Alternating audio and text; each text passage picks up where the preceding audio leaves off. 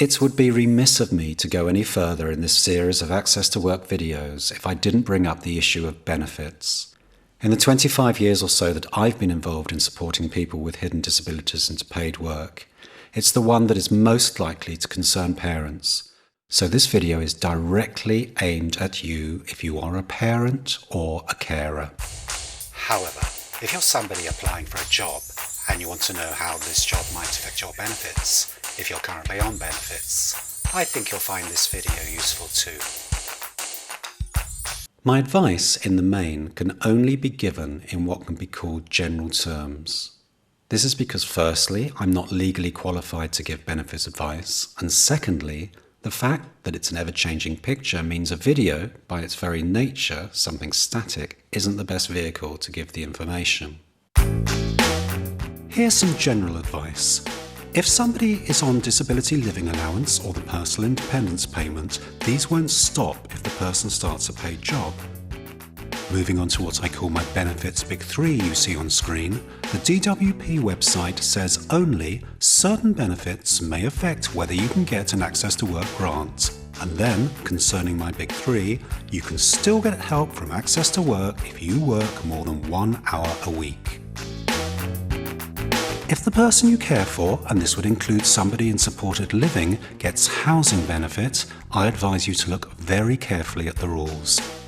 The final piece of general advice I wish to give you is that the implications of the rules concerning most benefits will vary depending on firstly, how many hours per week a person works, and secondly, what the weekly wage is.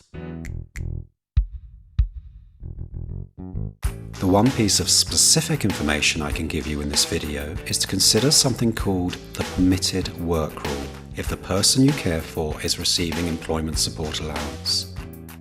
The website I'm going to point you towards is the one that's my default website of choice if I'm trying to get to grips with a benefit issue I don't understand.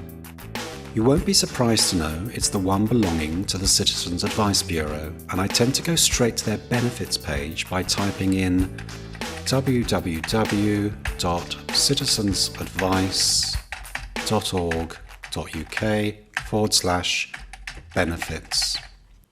If you do the same, the page you see is this one, and once there, type in the words permitted work in the benefits search box on the right-hand side of the screen.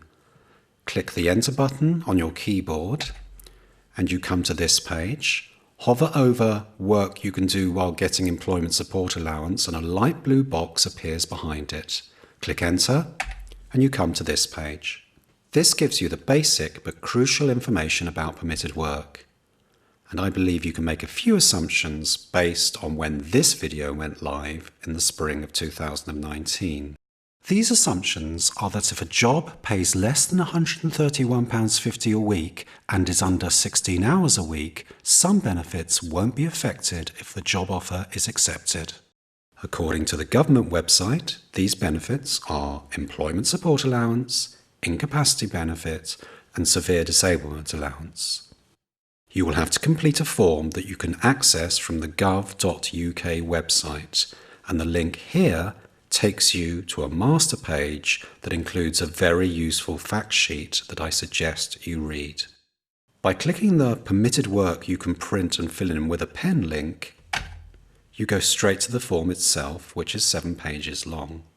In my experience, whilst the permitted work administrative requirements are not excessive, many parents are put off by them, and I can understand why. But the reason why I'm bringing your attention to permitted work is that Access to Work treats permitted work as an allowance that sits within its acceptable guidelines. And this is great news if you're considering a paid job for somebody you care for and that person is on employment support allowance, even if this job is just for 3 or 4 hours a week. You could have a window of opportunity through the permitted work rule that means the person keeps their wage and that this wage is the going rate for the job. And in my experience, the uplift in self-esteem, confidence and general well-being this brings is huge. I will draw this video to a close by giving you a little more general advice, and this is based on my experience since 1994. Get the best possible guidance you can, and the Citizens Advice Bureau is an excellent place to start. ideally in a face-to-face meeting. Whilst I know making the various calculations can seem daunting, the more you do before you even think about supporting somebody to look for paid work, the better informed you will be, and in fact, the easier your job search will be. Look at different scenarios.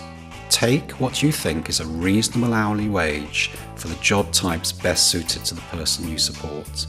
Then, forecast the benefit outcomes depending on whether the person accepts a job for 4 hours a week, 15 hours a week, 24 hours a week, or 36 hours a week. If needed, factor in what difference is made by the person living independently or in supported living. I can't pretend this will be easy. I know how challenging I'd find it. But I also know that with enough persistence and patience, I would find the people I need to give me accurate answers to questions I have. My key message here is that once you get the answers you need, you will be able to take full advantage of the rest of the videos in this series.